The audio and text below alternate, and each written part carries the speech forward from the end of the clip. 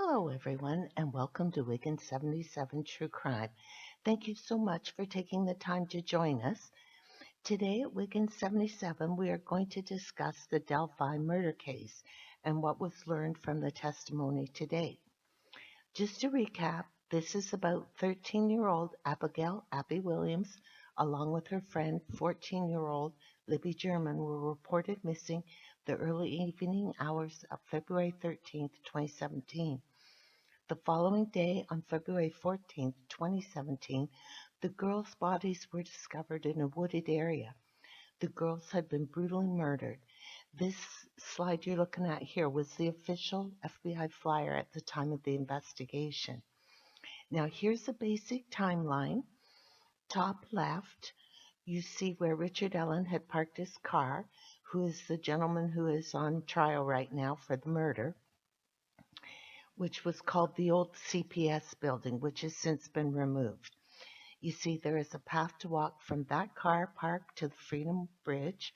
This is the Freedom Bridge where the 4 teenage girls who will testify were together leaving the park, where 3 of the 4 saw a man fitting Richard Allen's description.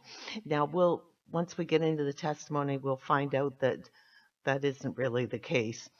One of the girls took a photograph of the area, which was time-stamped 1:26 p.m. You see the path from the Freedom Bridge through the park to the Monon High Bridge. On the top right, you see the place that Abby and Libby were dropped off at approximately 1:49 p.m. Next is the approximate location along the path a witness saw Abby and Libby heading towards the Monon High Bridge. And then at 2:09, we have the last photo taken of Abby at the south end of the Monon High Bridge that was uploaded to Snapchat at 2:09 p.m. Police released the clips of Bridge Guy, timestamp 2:13. Okay, not certain about this. We'll get into this later when the testimony will reveal a lot of this is not true. Middle right, you see the approximate location the girl's body were found on February 14th. Now, that's the basic timeline that the police and the prosecution have put forward for years. What was also learned through this past week's testimony was the information that the police and prosecution have been conveying to the public for years is actually false. Their entire premise of the case is false, according to the actual evidence provided thus far. We will get into all that later. For now, let's look at the details presented using Libby's actual cell phone data. So the police person, and I'm not going to use people's names in this, okay, the odd time, but other than using the victims' names, I'm not going to do that. This is the timeline according to the timeline provided by the analysis of Libby's iPhone 6S. That's the type of phone she had at the time. So at 1:41, Libby posted a picture to Snapchat. At 1:43 p.m., posted a picture to Snapchat of her and her sister and Abby in the car on their way to the park. At 2:05, posted a picture to Snapchat of the bridge with no people in it. Okay, that's the Monon High Bridge. Okay, at 2:05 p.m. on February 13th, the last photo taken on Libby's phone is of the north side of the Monon High Bridge, and there are no people in that photograph. Now, 2:07, the last time the phone was unlocked, later testimony also said a picture was posted to Snapchat at this time. However, that photograph, that last photograph of Abby supposedly on the Monon High Bridge on the south side, it wasn't on Libby's phone, nor was there any trace of it being uploaded to Snapchat from Libby's phone. But we'll get into that later. At 2:13:51, the police testified. Now, you got to listen to these times because it's important. The 43-second video of Abby and a man way off in the distance, apparently, is behind her. At 2:14:34, the video ends. Now, according to the time presented in court, this video, the police contend, is 43 seconds long. However, according to the timestamps that the police presented in court, the video should actually be 83 seconds long. Like if the video began at 2:13:51 and ended at 2:14:34, that's 83 seconds. Now, if if my math is incorrect, please let me know. And we'll go into detail about this video later. At 2:14:41, the police officer testified that Libby tried to fingerprint unlock the phone, but it was unsuccessful. Now, my question is, how do you know this was Libby? Like, the phone could have been swiped if it was moving around in her pocket. Like, my phone had a button that just automatically calls emergency 911, and it would do that by itself, sliding around in my purse until I, disconnected it so it couldn't do it anymore. So, I mean, these things happen. So there's no proof it was Libby trying to unlock the phone. At 2:32:39 was the last phone movement. Okay. So then the next person comes up and they're testifying. The person's name is Cecil. This chart report outlined the recorded movement for Libby's phone on February 13th, 2017. And what this is this is from the, I guess, the health app on her phone that shows like how many steps and how many meters you've traveled and whether you're going up or not, or along a flat surface. So from 1:31 p.m. to 2:08 p.m., Libby's phone traveled. Now we have to say phone because, it traveled 707.34 meters. Okay, so from 2:08 p.m. to 2:18 p.m., the phone traveled 414.38 meters. Okay, the distance from the south end of the Monon High Bridge down the hill across the land, then across the creek to the location the girls' bodies were found, is approximately 167 meters. So my question is, like, I just, it baffles me how they didn't investigate these things. To me, this is just basic math. So the police are alleging that the girls were at the south side of the Mona High Bridge. The man behind them told them to go down the hill, and they went down the hill, which is a descent. This will become important. Descend across flat land, ran across the creek to where their bodies were found. Now that's only 167 meters, but yet during that time frame, her phone has recorded the phone traveled 414 meters. Well, that's more than double. Okay, so keep that in mind. Okay, but if you measure the distance from the north end of the Monon High Bridge along the walking path on the north side of Deer Creek to the location the bodies were found, this measures approximately 400 meters. Okay, remember that. Libby's iPhone data confirms that the girls did not walk across the bridge that day, nor did they travel the path to where their bodies were found that the police and prosecution have told the public for years. It's impossible. The girls, if they went the way the police said, according to the iPhone, they would have had to do that trek twice. Okay? And then we all know that's silly. That didn't happen. Okay, so from the Monon High Bridge, walk along the path, the forest on the north side of Deer Creek to the location the bodies were found. This route takes approximately 10 minutes. Now, I'd like to give a shout out to Frosty, who has a channel called Fire and Ice on YouTube, for taking the time to do these walks, because for people like me that, don't live anywhere near this crime scene. He did a fantastic job. Frosty, who took several videos of his walks to the crime scene, and again, I highly recommend that you have a look at these videos for yourself because it really gives you perspective when you're actually walking the area that the crime scene is and the potential way that the girls ended up at that crime scene. So you get a look at the terrain. So from 2:18 p.m. to 2:25 p.m., the phone doesn't move for 7 minutes. It's stationary. From the time, and if you walk, if you watch Frosty's route, at about that time at 2:25, you would end up at the top of the first hill.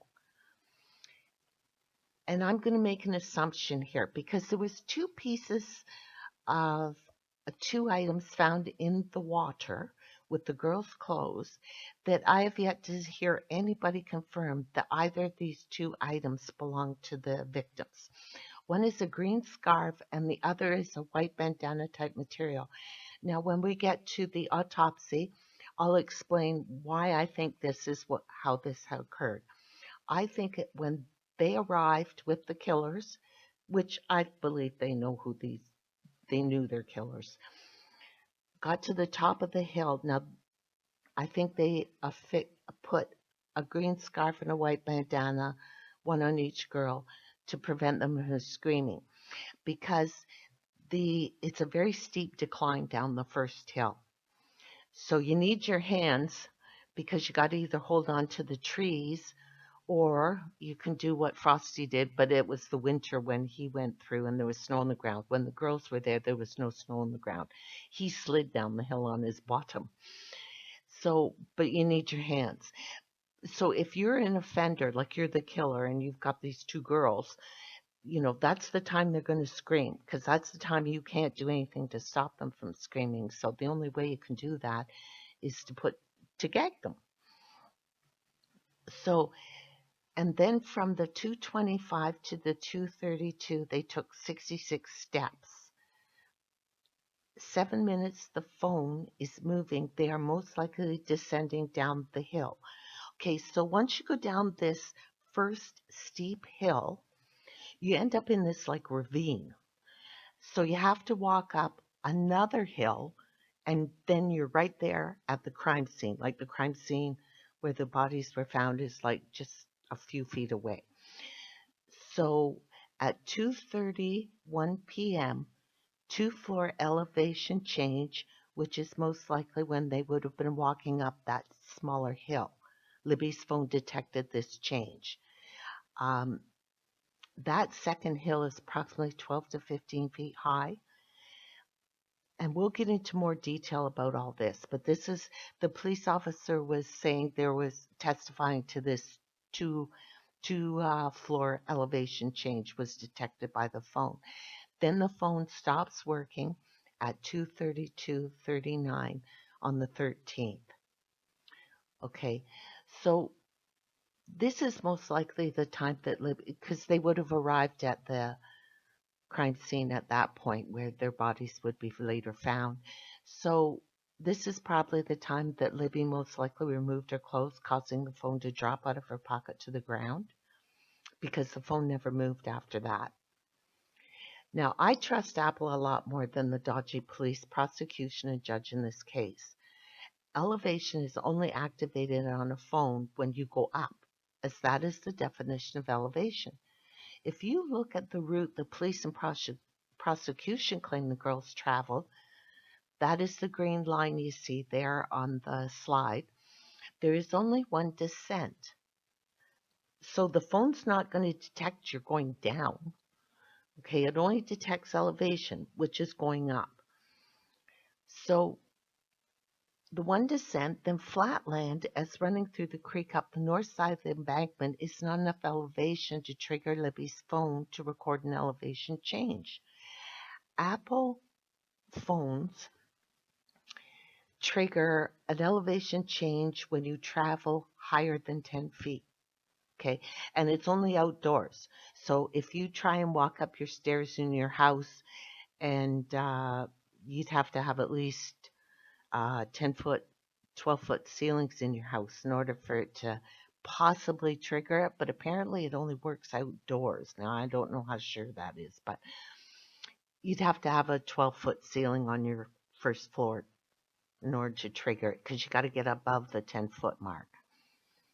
Okay, so therefore, the actual evidence has determined that the girls did not walk the route the police and prosecution said they did. Like, that's a fact. Like, the Apple phone is very accurate. So, the Apple phone cannot detect an elevation change at 2:31 p.m. that is going down. You have to be going up, and there was nowhere in the path that the police have presented that they supposedly traveled. There is no incline. It's flat. There's a decline and then it's flat. That's it. Plus, it's not the same distance. So, whereas you can see the dotted red line that on the slide there, that is the most likely route the girls walked that day.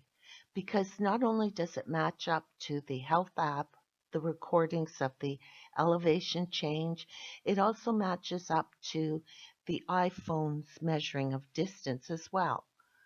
So when you have physical evidence like the iPhone matching that path, then that's the route they took. Okay, this going across the bridge, like that doesn't match up to the actual physical evidence from the phone. Okay, I don't know why the police wouldn't have investigated this. I have no idea. The blue line you see on there is the ravine with steep inclines with hills on either side, and it is a steep incline in there in that ravine. Okay, and that's enough for Libby's phone to have been triggered to record that elevation change. The location of the girls' bodies is only a few feet from when you reach the top of the smaller hill, which is confirmed by the timestamps of movements recorded on Libby's phone. Like it stopped moving practically at the same time they would have arrived at the location where their bodies would be later found. The time it takes to walk from where the girls were on the north side of the Mona High Bridge along the north path, down, then up the hills, ending at the crime scene, takes approximately 10 minutes. And in addition, there is absolutely no evidence that Abby and Libby walked over the Mona High Bridge the day they went missing. Absolutely none. The left screenshot is from standing at the end of the Mona High Bridge on the north side. On the right of that screenshot, you see the path that goes along the north side of Deer Creek. On the right screenshot, you see the continuation of the path you saw in the screenshot on the left. You also see the north side of the Monon High Bridge. This path you walk along towards the crime scene, but the path actually ends just before you arrive at the ravine. On the left of this screenshot, where the path ends at the top of the hill. On the right is the screenshot of the top of the first hill looking down into the ravine. I'm just trying to give you an idea of what the topography is like here. So if you look straight in that photograph, you see the second hill that you have to walk up to arrive at the crime scene. This is when Libby's phone would have detected the increase in elevation by walking up that second hill to the crime scene. Now, as you can see, some of these were taken in the winter. However, when the crime occurred, there was no snow on the ground. Okay, there was just, wet, damp leaves. There wasn't snow. Okay, so this one, the left screenshot, is the top of the second hill. And on the right is the crime scene. Okay, you see that is the tree that appears in the photographs with the blood on it. You also see how close the crime scene is to the second hill. This is just, again, to give you perspective. Right bottom of the screenshot on this one, you see where the clothes were found in the water. Approximately center the screenshot, you see where the girls' bodies were found, and to the left on the screenshot, you see the hill that leads to the path that would go back to the Monon High Bridge. Top right of the screenshot, you see the way to the cemetery. There's another hill there. Actually, if you walk from where the girls' bodies were found and you walk up that, like just sort of go straight, well, to the right a bit and then straight, the cemetery is right there. This is a screenshot of the two hills in the ravine looking from the crime scene towards the Monon High Bridge. The bottom left of the photograph kind of gives you a misperception that the incline is not very steep, that's only caused because of the way the camera is angled. If you look towards the top of the screenshot, that gives you a better view and idea of what the incline actually looks like between the two hills. Okay, so next episode we will discuss the witness testimony, the bridge guy video, and the autopsy. Thank you so much for listening. I look forward to all your feedback. Please leave feedback in comment section, or you're welcome to email me your feedback at ybentleydavidson@outlook.com. Don't forget to hit the like and subscribe buttons. It's free. Until next time, always remember, every day is a gift.